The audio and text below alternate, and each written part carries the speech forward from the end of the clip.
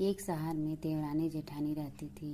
जेठानी अमीर थी और देवरानी गरीब थी।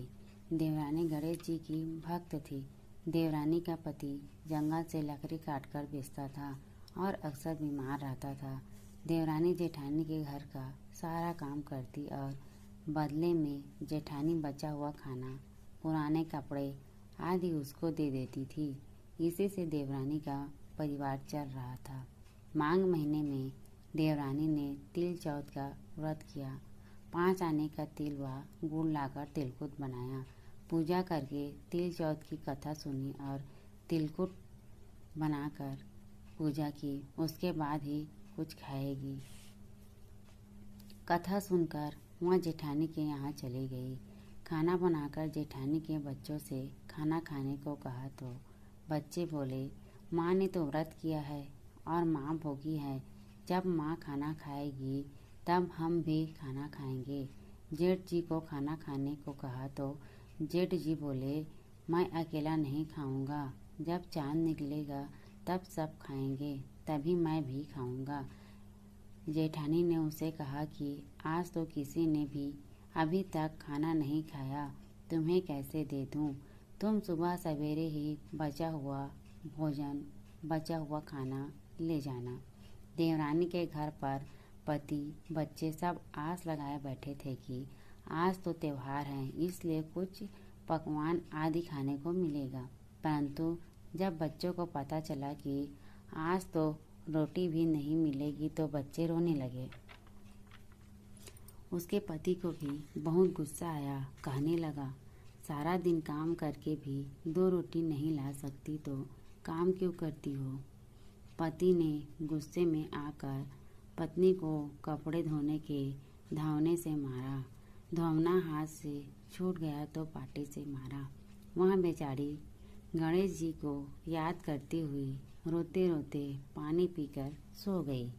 उस दिन गणेश जी देवरानी के सपने में आए और कहने लगे, धावने मारी पाटे मारी सो रही है या जग रही है? वह बोली, कुछ सो रही हूँ, कुछ जग रही हूँ। गणेश जी बोले, भूख लगी है, कुछ खाने को दो।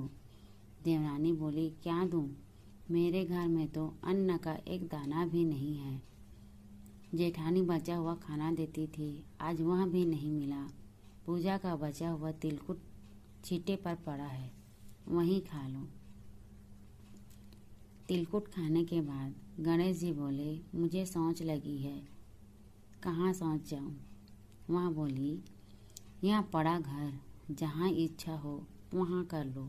फिर गणेश जी बच्चे की तरह बोले, कहाँ पहुँचूं? नींद में मग्न अब देवरानी को बहुत गुस्सा आया। कब से तंग किए जा रहा है। वह गुस्से से बोली, आ मेरे सर पर पोंछ लो। और कहाँ पूछोगे? सुबह जब देवरानी उठी तो यह देखकर हैरान रह गई कि पूरा घर हीरे मोती से जगमगा रहा है। सिर पर जहाँ गणेश जी पोंछनी कर गए थे वहाँ हीरे के टीके व बिंदी जगमगा रहे थे।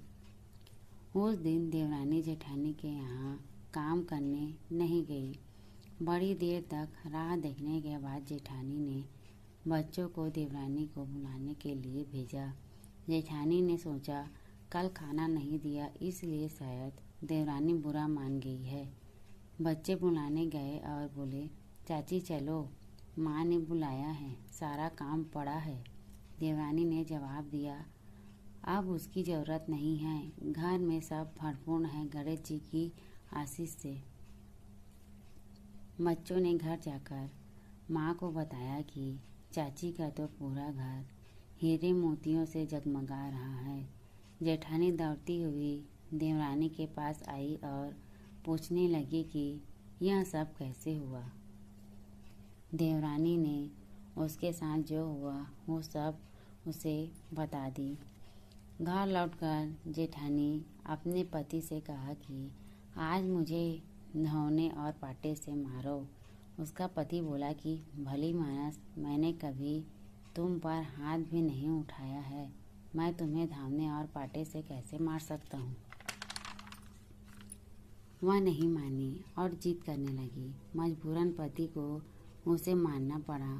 उसने ढेर सारा घी डालकर चूरमा बनाया और छीके में रख कर सो गई।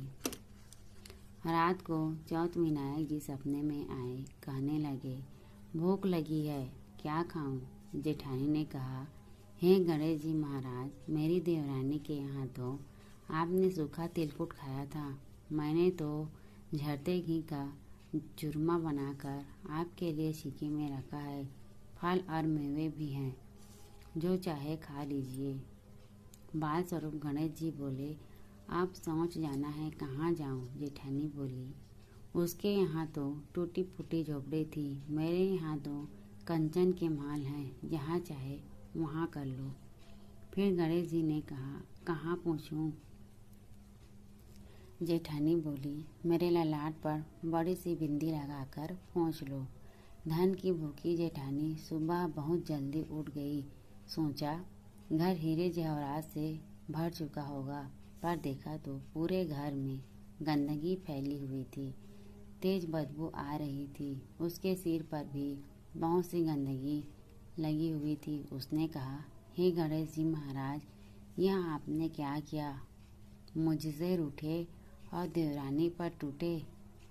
जेठानी ने घर की सफाई करने की बहुत ही कोशिश की, परंतु गंदगी और ज़्यादा फैलती गई।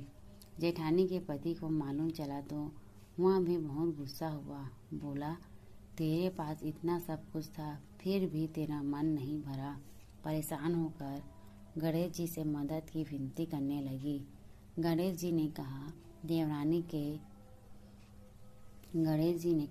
देवरानी से जलन के कारण तूने जो किया था, यह उसी का फल है। अब तू अपने धन में से आधा उसे दे देगी, तभी यह सब साफ होगा।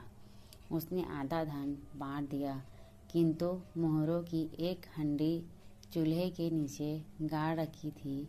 उसने सोचा किसी को पता नहीं चलेगा, और उसने उस धन को नहीं बांटा। उसने कहा, हे श्री गणेश जी, अब तो अपना यह बिखराव समेटो। वे बोले, पहले चूल्हे के नीचे गड़ी हुई मोहरों की हंडी सहित नाक में रखी 2 सुई के भी 2 हिस्से कर दो। इस प्रकार गजानन ने बाल स्वरूप में आकर सुई जैसी छोटी सी चीज भी बंटवारा किया और अपनी माया समेटी। हे गणेश जी महाराज, जैसे आपने देवरानी पर कृपा की, वैसी सब पर करना। कहानी सुनने वाले और हुंकार भरने वाले सब पर आप कृपा करना, लेकिन जेठानी जैसे किसी को भी सजा मत देना। धन्यवाद। अगर आपको यह वीडियो अच्छी लगी हो तो वीडियो को लाइक करें और चैनल को सब्सक्राइब करें। धन्यवाद।